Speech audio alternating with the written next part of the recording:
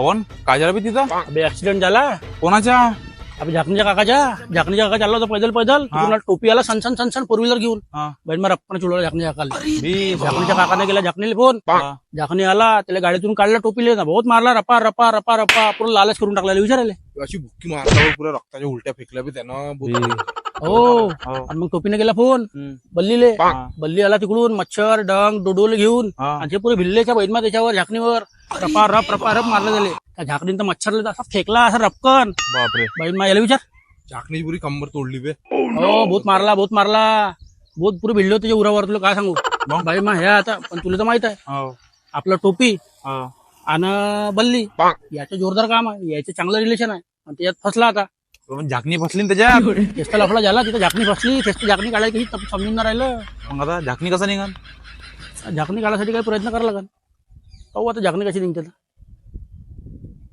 शिटी मारून त्याची कुकरची. कुकर